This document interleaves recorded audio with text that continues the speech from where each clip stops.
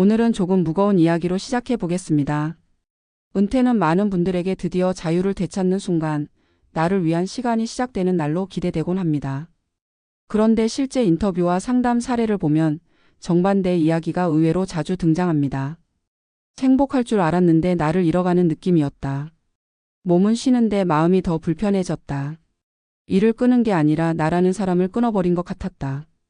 오늘은 은퇴한 뒤 자신을 상실했다고 느꼈던 세 사람의 실제 사례를 바탕으로 은퇴 후 왜 이런 심리적 공백이 찾아오는지, 그리고 그 공백을 어떻게 다시 채울 수 있는지를 이야기해 보려고 합니다. 먼저 첫 번째 사례입니다. 35년간 대기업에서 근무한 63세 윤 선생님. 본인은 은퇴만 하면 모든 스트레스가 사라질 줄 알았다고 말합니다. 그런데 막상 회사를 떠나고 나니 가장 먼저 사라진 건 스트레스가 아니라 나의 자리였습니다. 회사에서는 의사결정권이 있었고 매일 해결해야 할 일이 있었는데 집에서는 그 역할이 아무도 요청하지 않는 상태가 된 것이죠. 윤 선생님은 이렇게 말합니다. 일이 싫었는데 일 없는 하루는 더 낯설었어요. 회사를 그만둔 게 아니라 제 정체성을 잘라낸 느낌이었어요. 전문가들은 이를 역할 상실의 공백이라고 부릅니다. 직장 생활은 피곤하지만 분명한 구조와 역할을 제공해주고 그것이 우리의 존재감을 규정해 왔습니다. 갑자기 그 틀이 사라지면 심리적인 낙차가 생기는 것이죠. 두 번째 사례는 58세의 조기 은퇴한 박 씨 부부의 이야기입니다. 은퇴 후 제주도에서 사는 삶을 꿈꾸며 모든 준비를 끝냈지만 하루하루가 생각보다 많이 비었습니다.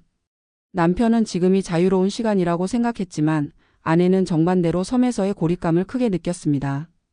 사람을 안 만나다 보니 말수가 줄었고 말수가 줄다 보니 감정도 줄었어요.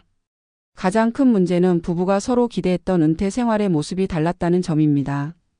박 씨는 경제적으로는 충분했지만 사회적 관계가 급격히 줄어든 것이 심리적 피로를 키웠습니다.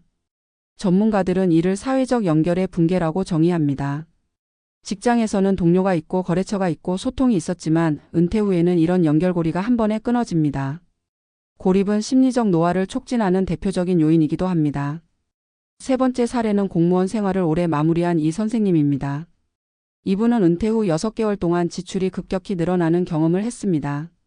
이유는 단순합니다. 공허함을 소비로 메우려 했던 것이죠. 취미도 새로운 역할도 사람들과의 연결도 전부 갑자기 끊어지면서 본인이 채울 수 있는 가장 쉬운 방식으로 소비를 선택한 것입니다. 그런데 이런 소비는 일시적인 만족만 줄 뿐 공허함은 더 빠르게 돌아옵니다. 결국 이 선생님은 은퇴 이후 더 큰 재정 스트레스에 시달리게 됩니다. 전문가들은 이를 정서적 결핍의 소비 대체라고 설명합니다. 일로 채웠던 감정의 공간을 갑자기 잃으면 그 빈틈을 물질로 메우려는 행동이 생깁니다. 하지만 이는 돌고 돌아 더 큰 심리적 재정적 부담을 만드는 악순환으로 이어지게 됩니다. 이 세 가지 사례가 공통적으로 말해주는 것은 하나입니다. 은퇴는 단순히 일이 사라지는 사건이 아니라 정체성의 지형이 바뀌는 과정이라는 점입니다. 우리가 직장에서 받은 스트레스보다 그 스트레스 안에서 찾았던 의미와 역할이 더 컸다는 사실을 은퇴 후에서야 깨닫는 경우가 많습니다. 그렇다면 어떻게 해야 나를 잊는 속도를 늦출 수 있을까요? 첫째는 작은 역할을 다시 만드는 것입니다. 거창한 목표가 필요하지 않습니다.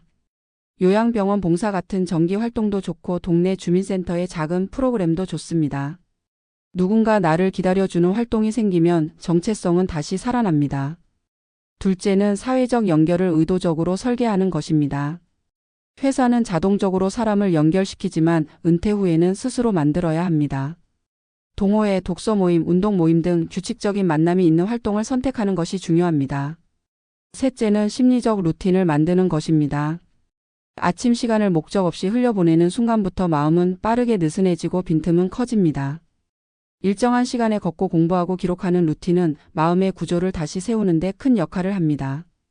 은퇴자들이 가장 많이 남기는 후회 중 하나가 바로 이것입니다. 나는 은퇴하는 날 직장만 잃은 줄 알았는데 나를 잊는 속도도 더 빨라졌다. 하지만 이 말에는 이어지는 문장이 있습니다. 그리고 나서야 깨달았습니다. 잃어가는 나를 다시 세우는 건 오직 나만이 할 수 있다는 걸요. 은퇴는 끝이 아니라 재구성의 시작입니다.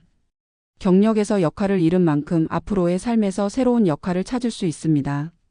그 과정이 느리더라도 때로 막막하더라도 다시 나를 회복할 수 있는 길은 분명히 있습니다. 오늘 이야기가 은퇴 후 자신을 잃었다고 느끼는 분들께 작은 위로와 방향을 드렸길 바랍니다. 당신은 잃어가는 존재가 아니라 다시 만들어지는 존재입니다. 은퇴하면 분명 행복해질 거라고 믿었던 적이 있으신가? 매일 울리던 알람이 더는 필요 없고 왠지 젊을 때 놓쳤던 일들을 천천히 되찾을 것 같고 무엇보다 나에게 온전히 집중할 수 있을 것 같아서 은퇴를 기다리는 분들이 많다. 그런데 실제로 은퇴를 하고 나서 마음속에서 제일 먼저 찾아오는 감정이 기대가 아니라 공허함이라는 사실을 아시는지? 왜 우리는 자유를 얻었는데도 오히려 나를 잃어버렸다고 느끼는 것일까? 일에서 해방된 순간 더 편안해져야 하는데 오히려 마음이 흔들리고 일상의 균형이 무너지는 경험을 하는 이유는 무엇일까? 오늘은 은퇴 후 자신을 잃었다고 말하는 실제 사례를 바탕으로 그 감정의 정체를 차분히 들여다보고 어떻게 하면 다시 나를 세울 수 있는지 길을 찾아보려 한다. 가장 먼저 떠올리고 싶은 사례는 63세 윤 선생님의 이야기다. 윤 선생님은 35년간 한 대기업에서 근무하며 팀장 역할을 맡았던 분이다. 매일 새벽 기상, 출근길의 붐비는 지하철, 점심시간에도 이어지는 결제 서류, 밤늦게 들어오는 업무 전화. 누군가에게는 지옥일 수 있는 이 일상 속에서 윤 선생님은 스스로의 역할과 존재감을 느꼈다고 했다. 그런데 은퇴 후 첫날 그는 이런 말을 했다. 오늘 누구도 나를 찾지 않는다는 게 이렇게 무거운 일인지 몰랐습니다. 그는 회사가 싫어서 스트레스가 싫어서 은퇴를 고대했지만 막상 직장을 떠나고 나니 가장 먼저 사라진 것은 스트레스가 아니라 자신이 세상에서 차지하던 자리였다. 그는 집에서 하루를 보냈다. 아침엔 여유롭게 커피를 타고 신문을 읽고 점심엔 오래된 지인에게 연락을 해보았다. 하지만 시간이 지나며 그는 무엇을 해야 할지, 어디에 있어야 할지, 무엇으로 하루의 의미를 만들어야 할지 가늠하지 못했다. 30년 넘게 누군가에게 의사결정을 하고 보고를 받던 사람이 하루아침에 아무 역할도 없는 사람이 되었을 때 생기는 상실감은 생각보다 깊다. 전문가들은 이를 역할 기반 정체성의 붕괴라고 부른다. 일이 우리에게 주었던 의미와 구조가 사라지면 자유가 늘어나는 만큼 정체성은 흔들리게 된다. 두 번째 사례는 조기 은퇴를 선택한 58세 박 씨 부부다. 두 사람은 도심 생활을 벗어나 제주도에서 소박한 삶을 살겠다는 꿈으로 오랫동안 은퇴를 준비해왔다. 경제적으로도 안정적이었고 집도 마련했고 두 사람 모두 한적한 삶을 기대했다. 하지만 막상 은퇴 후 제주에서의 생활은 예상과 다르게 흘러갔다. 남편은 매일 바다를 산책하고 책을 읽으며 여유를 누렸지만 아내는 다르게 느꼈다. 사람을 거의 만나지 않는 일상이 이어지면서 말수가 줄고 아무 말도 하지 않는 날도 생겼다. 시간이 지나며 감정이 무뎌지고 외로움이 깊어졌다고 했다. 남편과 아내가 바라보던 은퇴 삶의 그림이 달랐던 것이다. 도시에 있을 때는 별 생각 없이 누렸던 일상의 인간관계가 사라지면서 박 씨 부부의 관계에도 균열이 생기기 시작했다.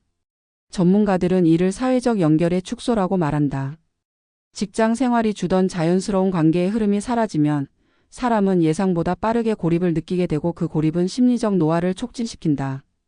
특히 부부 사이의 기대 차이와 감정의 단절은 은퇴 후 가장 흔하게 나타나는 갈등 중 하나다. 세 번째 사례는 최근 은퇴한 60세 전직 공무원 이 선생님의 경험이다. 이 선생님은 은퇴 후 6개월 동안 지출이 현저히 증가했다. 그 이유를 깊이 들여다보면 그의 심리적 변화가 있었다. 그는 늘 안정적인 수입이 있었고 매월 일정한 루틴 속에서 살아왔지만 은퇴 후 그 루틴이 완전히 사라졌다. 아침에 눈을 떠도 더는 갈 곳이 없고 하루에 해야 할 일도 확 줄었다. 그 공백을 느끼기 싫어 그는 끊임없이 소비를 했다. 맛집을 찾아가고 필요하지 않은 물건을 사고 취미라는 이름으로 여러 강좌를 등록했다. 하지만 이런 소비는 공허함을 잠시 잊게 해줄 뿐 근본적인 문제를 해결하지 못했다. 오히려 지출이 늘면서 마음속 불안이 커졌고 그는 이렇게 말했다. 은퇴는 쉬는 게 아니라 버티는 거더라고요. 마음이 비니까 지갑만 열리더군요. 전문가들은 이를 감정 기반 소비라고 한다.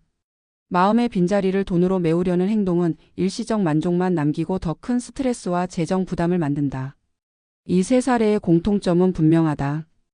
은퇴는 일이 사라지는 사건이 아니라 정체성이 재편되는 과정이라는 점이다. 직장이 주는 역할과 구조가 사라져버리면 우리는 자신이 누구인지 다시 정의해야 하는 순간과 마주하게 된다. 불편했던 회의, 부담스러웠던 프로젝트, 스트레스 많던 보고서조차 우리를 하나의 역할로 묶어주고 있었다는 사실을 뒤늦게 깨닫는 것이다. 그래서 많은 은퇴자들이 이렇게 말한다. 나는 회사를 떠났지만 회사가 떠난 빈자리는 예상보다 훨씬 컸다. 이제 중요한 질문이 남는다. 은퇴 후 나를 잇는 속도를 어떻게 늦출 수 있을까? 그리고 어떻게 하면 다시 나를 세울 수 있을까? 여기에 대해 전문가들이 공통적으로 말하는 조언들이 있다. 첫째로 은퇴 후에는 반드시 새로운 역할을 만들어야 한다. 꼭 거창할 필요는 없다. 지역 도서관의 작은 자원봉사, 마을 어르신들에게 스마트폰을 가르치는 일, 동네 청년들과 함께하는 커뮤니티 활동 같은 작은 역할 하나가 정체성을 다시 세워준다. 중요한 것은 누군가 나를 필요로 하는 순간이 생기는 것이다. 둘째로 사회적 연결을 유지하는 것이 필수적이다. 직장에서는 자연스럽게 생기던 인간관계를 은퇴 후에는 의도적으로 만들어야 한다. 동호회, 독서 모임, 운동 모임 등 정기적인 만남이 있는 활동을 선택하면 고립을 예방할 수 있다. 사람과의 연결은 단순한 취미 활동을 넘어 심리적 안정의 핵심이 된다. 셋째로 일상의 구조를 다시 세우는 루틴을 마련해야 한다. 아침에 일정한 시간에 일어나고 일정한 시간에 몸을 움직이고 일정한 시간에 공부하거나 관심사를 탐구하는 루틴은 하루를 건강한 틀 안에 넣어준다. 이 루틴이 무너지면 마음은 쉽게 흐트러지고 불안과 공허감은 더 크게 찾아온다. 은퇴는 우리가 상상했던 자유의 완성이 아니다. 오히려 자기 자신을 다시 구축해야 하는 새로운 단계다. 직장에서 벗어났다고 정체성이 저절로 생겨나는 것이 아니라 은퇴 이후 누리는 자유만큼 더 적극적으로 나를 세워야 한다는 의미다. 많은 은퇴자들이 이렇게 말한다. 은퇴하면 행복해질 줄 알았다. 하지만 나를 잇는 속도가 더 빨랐다. 그러나 이 말에는 이어지는 또 다른 문장이 반드시 따라온다. 그리고 그제야 알았다. 나를 다시 세우는 일은 내 몫이라는 걸. 이 대본이 지금 혼란을 겪고 있는 은퇴자 분들에게 작은 등불이 되길 바란다. 은퇴는 끝이 아니라 다시 시작하는 용기를 필요로 하는 순간이며 당신은 잃어가는 사람이 아니라 다시 만들어지는 사람이라는 사실을 기억해 주길 바란다.